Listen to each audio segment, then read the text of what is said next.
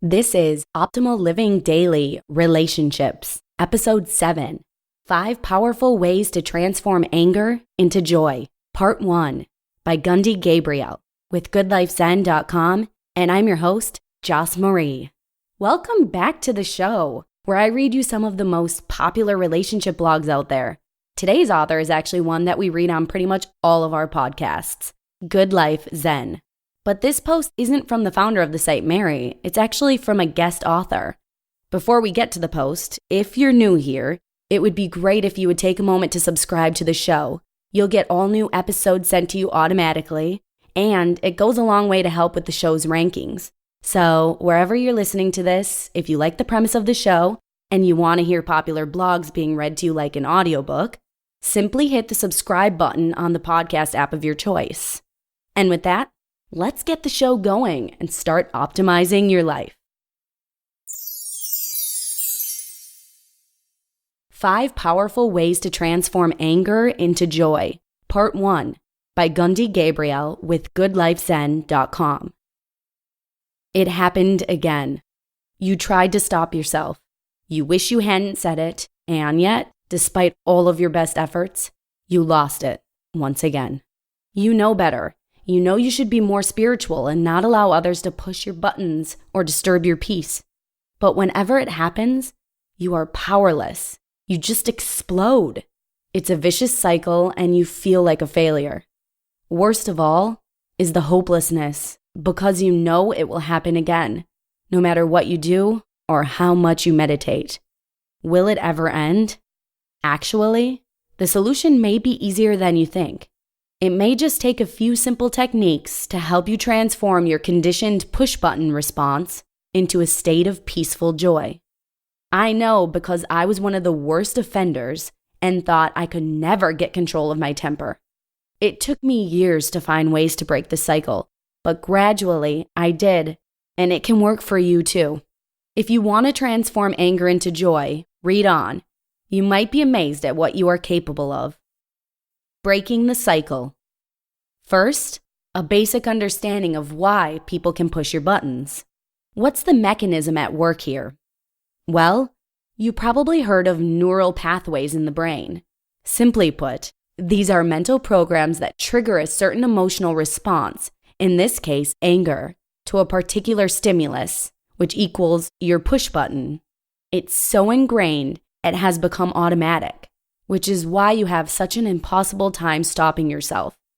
Reprogramming those neural pathways to a different response requires 3 steps. Number 1, recognizing that a trigger has occurred equals someone pushed your buttons, you feel anger arising.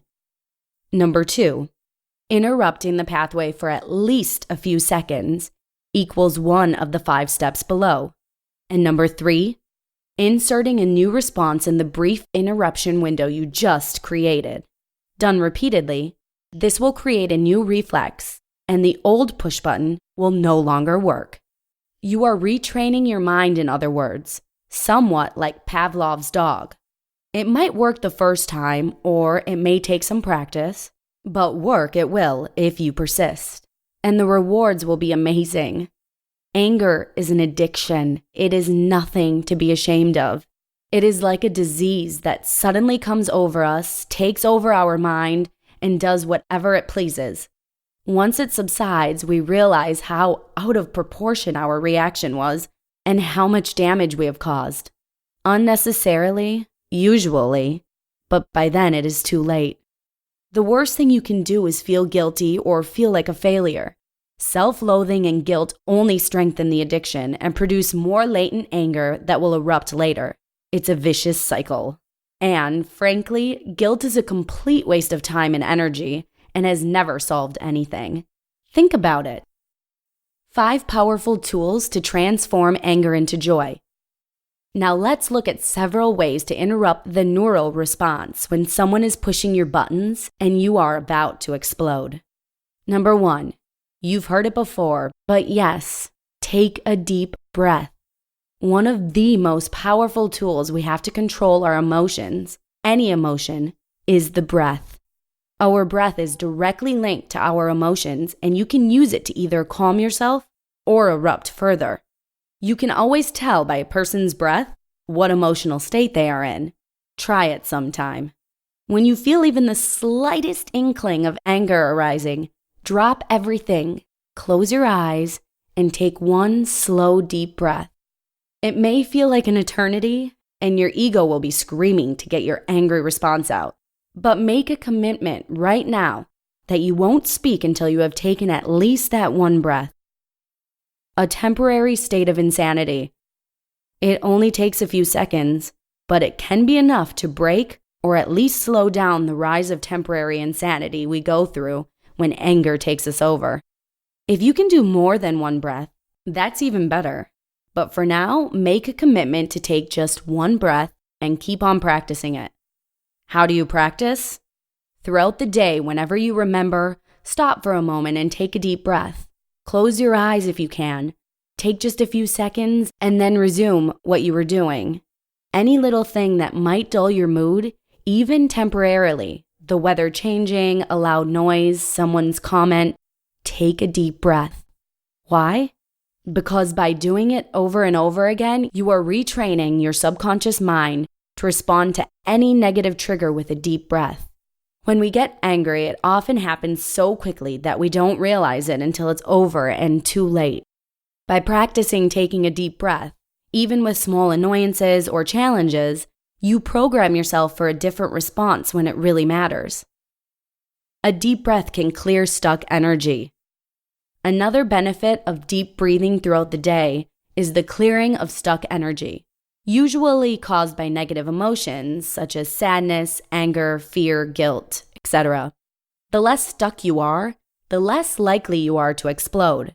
Pretty simple. Number 2, hear that in tomorrow's episode. You just listened to part 1 of the post titled 5 Powerful Ways to Transform Anger into Joy by Gundi Gabrielle with goodlifezen.com. And I'll finish this article for you in tomorrow's show.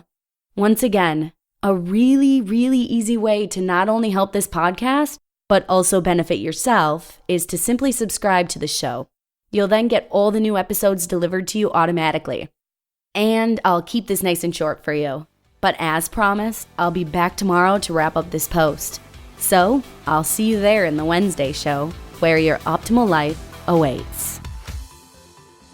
Hello, Life Optimizer. This is Justin Malik, creator and producer of this podcast, but also Optimal Living Daily, the show where I read to you from even more blogs covering finance, productivity, minimalism, personal development, and more from incredible bloggers like Derek Sivers, Zen Habits, Mark and Angel, The Minimalists, and all the ones you hear on this show too. So if you enjoyed today's episode and like taking amazing blogs on the go, come on over to Optimal Living Daily and subscribe to that one too. And together, we'll start optimizing your life. You've been listening to Optimal Living Daily. Be sure to hit the subscribe button to stay up to date on each new episode and head to oldpodcast.com. That's OLDpodcast.com for a free gift as well as more actionable tips and resources to help you maximize your potential. Thanks for joining us, and remember, your optimal life awaits.